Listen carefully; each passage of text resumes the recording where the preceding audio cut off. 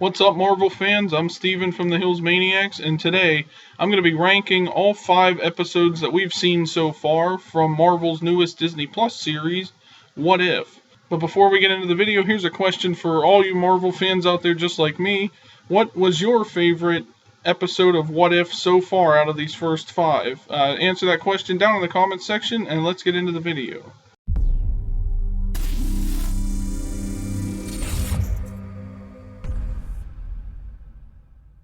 So number 5 on this list for me is actually the very first episode of the series.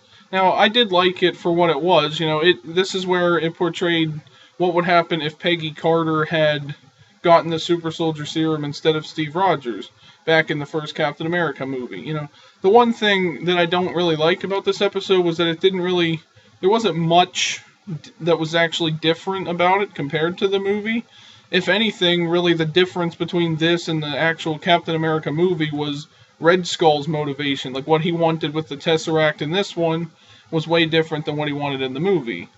Other than that, it was just, a lot of fans wanted to see Peggy Carter as Captain America, I guess, and that might be somehow coming into the MCU in the future, but other than that, there wasn't really much excitement or anything really too different about it other than swapping, Steve Rogers' story and Peggy Carter's stories around, essentially. Like, he was the sidekick, and she was kind of like, she was the one going out into action. She had the shield and all that stuff.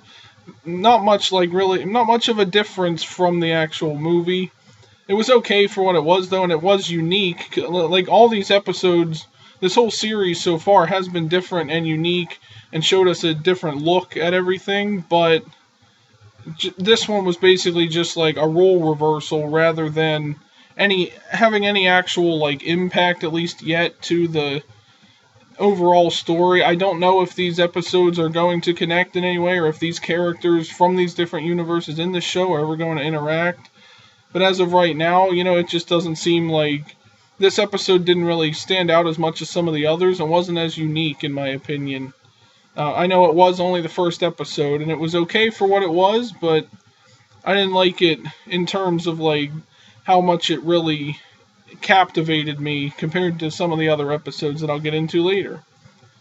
And number 4, I actually have the third episode, which is where basically the Avengers all get killed before they're able to form the group as the Avengers. So it kind of shows that whole scenario from the first Iron Man and Iron Man 2 movies, from all the Phase 1 movies where Nick Fury's recruiting everybody to be on the Avengers. For example, Thor, it shows clips from Thor, it shows everything from Iron Man 2 and everything, except the heroes all get killed off by somebody. And I did like the mystery behind that. That's much more of a difference from the actual MCU and does have more of an impact than Peggy Carter becoming Captain America in that other universe that it showed in the first episode.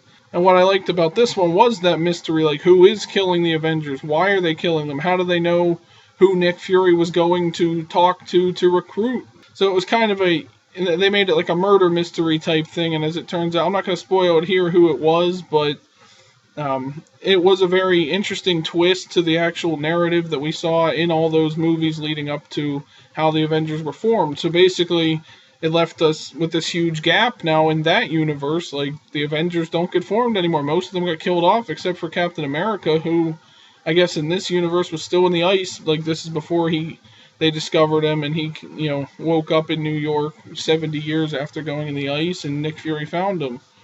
So, really, you have him as the only Avenger, and then Captain Marvel was in this episode, because Nick Fury calls her there with her pager, which should have been done, honestly, in the main MCU, but I did think this one was really unique, and it was kind of fun to try and speculate a lot as I watched the episode, who could be doing this and how are they causing all these things to happen, because it kind of was a frame up too. It was framing these Avengers, Hawkeye was framed for killing Thor because it was his bow and arrow that did it and everything else. So it was kind of are they turning on each other? Who is actually doing this? Are they betraying Nick Fury? So that was a lot of fun of an episode.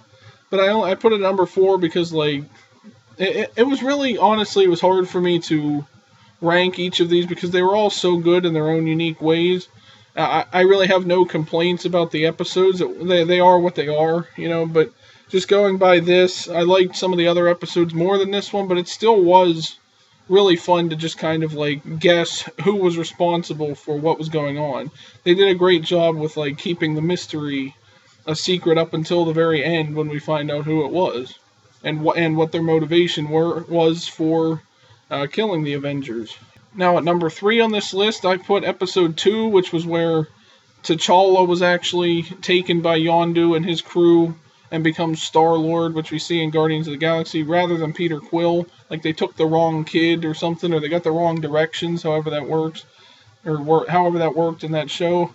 Now this one, I mean, it was kind of a weird one because everything was different because it was T'Challa that was taken and not Peter Quill. Like, characters like Thanos and like even Nebula and everybody were just like better people because T'Challa was a nicer person than Peter Quill was. Like Peter Quill was basically, just like a moron that everybody hates and all this other stuff. But T'Challa, from when he was raised, the right way and everything else, and he had both his parents, and all that stuff. So like, whereas Peter Quill didn't have either of his parents, and he was taken, just became, was used as like a outlaw and everything else to try and find things for Yondu and stuff like that. T'Challa made more of an impact on these people and like, I guess turned them, like even turned Thanos good and everything else, like made him reconsider his whole thing about getting the Infinity Stones and all that stuff. So I thought that was it was kind of a funny episode too, and it was actually a lot of fun to watch it because it's like seeing all these characters that we know are normally bad, and then all of a sudden, like, the main villain of this episode was the Collector. Like, of all people, he's the villain of this. Like, that was pretty... It was kind of weird to see all this unfold, and just to see, like, that's the kind of person T'Challa was, and it did really good with, like, T'Challa's character and everything, and it was still voiced by Chadwick Boseman, which is really sad, because this was, like, one of the last things he got to do before he passed away. So, like, rest in peace, Chadwick Boseman, He was an incredible actor and did great in the role of T'Challa. And even here, we get to see that. Like, it's as if Chadwick Boseman was just, like, the character of T'Challa. Like, if this were him interacting with these characters, I feel like that would be the same kind of thing. Like, a very wholesome person and everything else. Like, just uplifting these characters and turning their lives around, essentially, is what happened. So instead of becoming villains, they're, like, good guys and stuff. So that was a lot of fun and very touching to kind of get to see one of Chadwick Boseman's last character portrayals of T'Challa, but in a different and fun way. Instead of being, Black Panther, he's Star-Lord, and he has the tech from, that Star-Lord has and everything else. So that was a lot of fun of an episode. Now, number 2 and number 1 were the two toughest for me to actually place, because these two were both, like, very, very good episodes and very interesting. But I have to say, at number 2, I'm putting episode 4, which was where we see Doctor Strange. It asks the question, what if Doctor Strange lost his heart instead of his hands? Which means the love of his life, Christine, was killed in the car wreck that took his hands in the original movie. Rather than him being by himself, he was going out on a date with Christine, and he wrecks the car and it kills her. So then his whole motivation and his whole character arc changes completely in this episode, because instead of going to Kamar-Taj to learn magic to, learn how to, like, fix his hands and everything, he uses it so he can learn how to bring Christine back from the dead through the use of the Time Stone and everything else, which he continues to, travel back in time again and again and again, trying to save Christine, and no matter what he does, or no matter, like, even if he changes one thing, like, takes her to a different place, or they just don't go out at all, she still dies, because that's known.